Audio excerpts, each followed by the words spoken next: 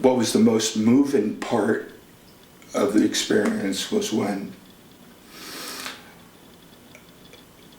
I received the phone call, Karmapa had died, and what do?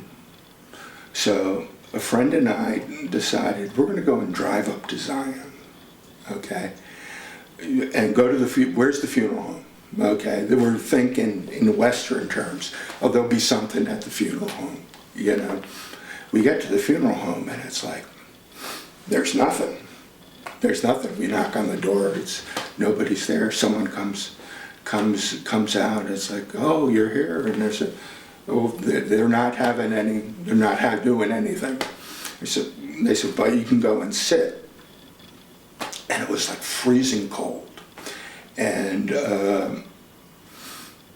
at this point, I just, sat down and I just started meditating, and my mind was just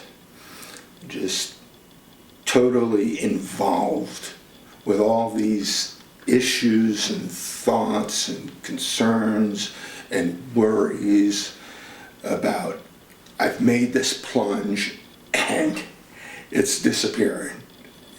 It was slipping through and I was like, I had already felt like when we're young, we go and make a move and we think we can't walk it back. Just out of pride, you can't really walk it back. So there was a lot of pride that was coming up in sort of like sense of, like showing up a day late for Woodstock. And, I was just sitting there and, I'd been meditating for years at this point.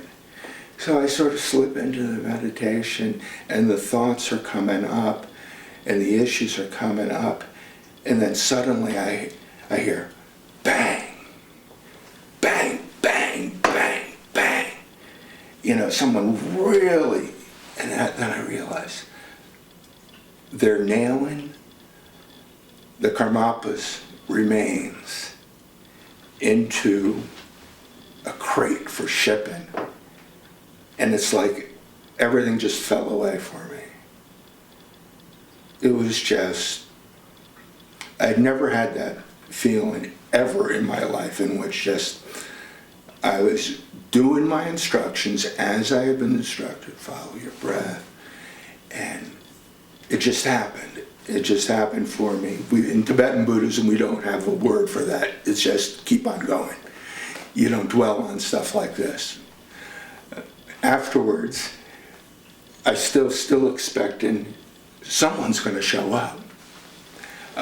Finally, Lama Ganga, can't remember exactly his name, but he passed away shortly thereafter. He came just to make sure that the body got on the right plane. So myself and my friend and a Lama went to O'Hare Airport, which back then you could just walk in, no security, stuff like that. So we just walked in there, and it's like, oh, the flight wasn't for a couple hours. We just hung out and hung out. We just hung out and just watched people. And but when the time came for the body to be shipped back to India, it's like we went out there, and then suddenly all these different monks from different traditions you could see from their robes came out onto the tarmac to go and pay their respects to the Karmapa. And as they just put his body in the belly of the plane and flew him back to Rumtek.